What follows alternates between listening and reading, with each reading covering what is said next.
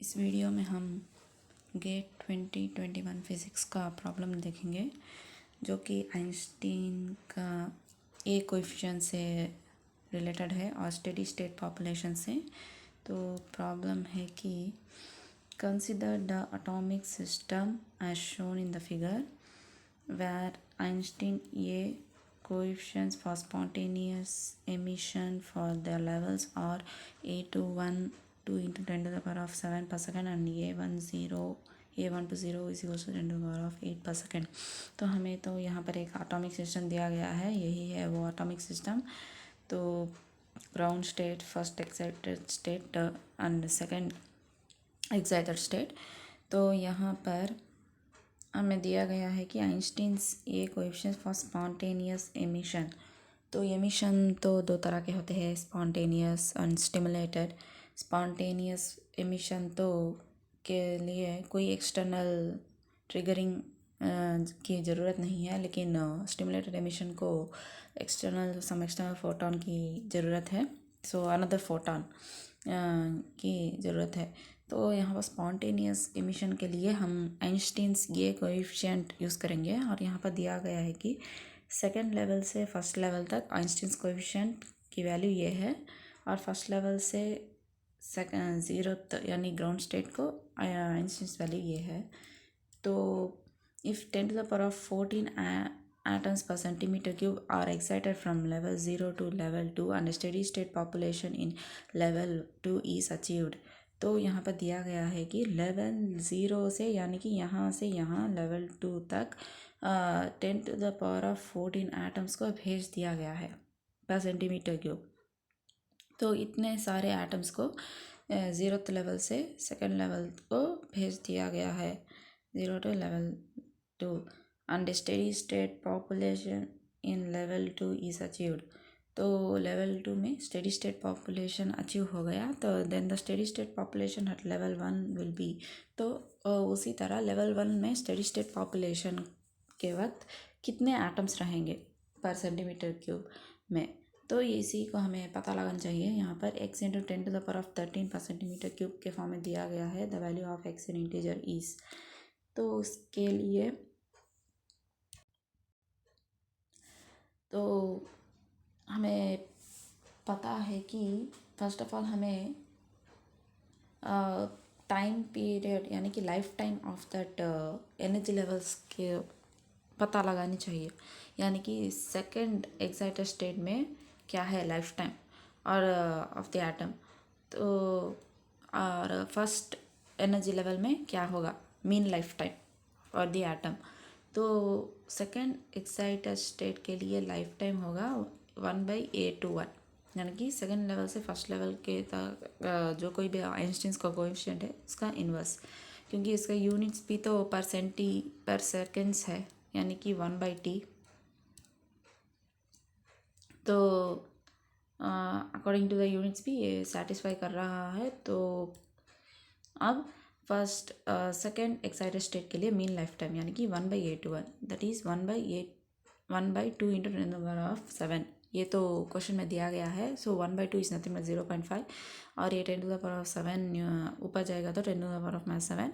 तो 0.5 इंटू 10/10 करेंगे तो हमें ये वैल्यू आ जाएंगी। नेक्स्ट उसी तरह फर्स्ट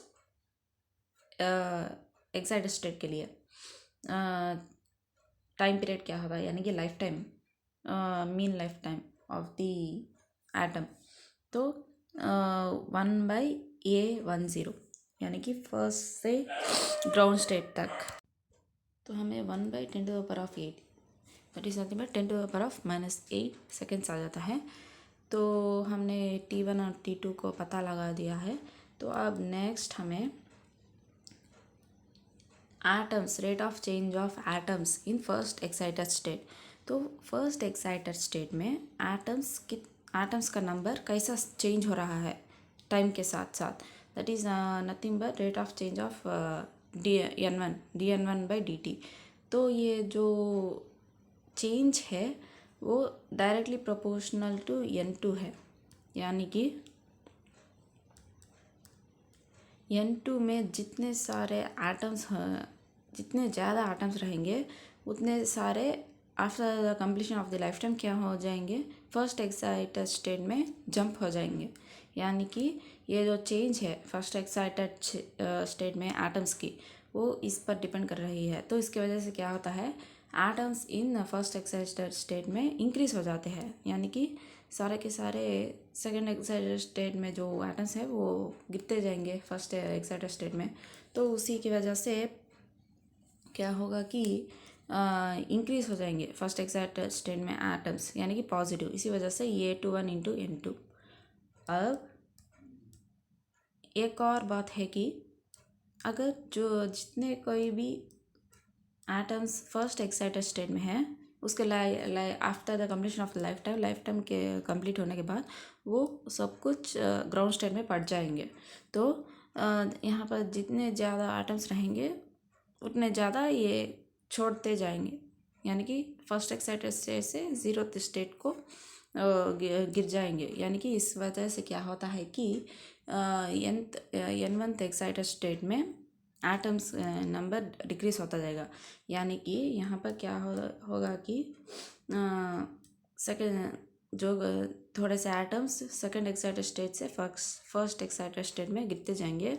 उसी तरह फर्स्ट एक्साइटेड स्टेट में जो एटम्स हैं वो जीरो यानी ग्राउंड स्टेट में गिरते जाएंगे। ये प्रोसेस कंटिन्यू होती रहेगी। तो इसी वजह से हमें यहाँ पर A21 into N2 minus A10 into N1 दिया गया है फॉर्मूला। तो अब हमें पता है कि A21 is nothing but 1/T2 τ2। तो इसी वजह से यहाँ पर 1/τ2 आ गया है। और N1 जो है A10 का मतलब 1/τ1, तो माइनस N1/τ1, तो हमें ये मिल गया है। तो अब फॉर द स्टेडी स्टेट, यानी कि इक्विलिब्रियम कंडीशन में क्या हो जाता है, ये स्टेडी स्टेट में जब भी तो ये एटम्स सेकेंड एक्साइटेड से फर्स्ट से ज़ीरो ऐसा गिरते आएंगे ऐसा कंटिन्यू होकर फाइनली इक्विलिब्रियम अचीव होएगा। तो इस इक्विलिब्रियम में क्या होगा कि नंबर ऑफ एटम्स यदि फर्स्ट एक्साइटेड स्टेट में चेंज नहीं होगा, यानी कि फर्स्ट एक्साइटेड स्टेट में atoms with respect time change नहीं होंगे जब इक्विलिब्रियम कंडीशन आ जाएगी, उसी को हम स्टेडी स्टेट कंडीशन कहेंगे। तो अगर इस टर्म को ज़ीरो कर देंगे, यानी कि हम इसको ज़ीरो कर रहे हैं यानी कि इस टर्म को, तो हमें ये आ जाती है।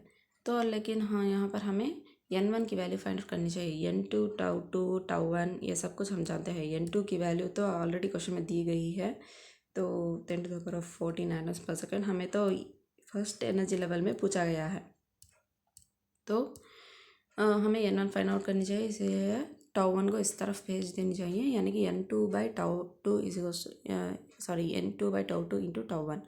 तो N2 की जगह 10⁻14 और τ1 अभी हमें फाइंड आउट किया है, तो उसे डाल देंगे। तो और कैलकुलेशन करेंगे तो हमें ये 10⁻18 कैंसिल हो जाएगा। 1/5 यानी कि 0.2 0.2 इंटू 10 2, यानी कि 2 इंटू 10⁻13। तो यही तो हमें दिया गया है आंसर में, x इंटू 10⁻13, यानी कि x की वैल्यू जो है वो 2 है। तो इस क्वेश्चन के लिए आंसर है 2, यहाँ पर x की वैल्यू 2 है। तो यही है सोल्यूशन इस प्रॉब्लम का। तो थैंक यू।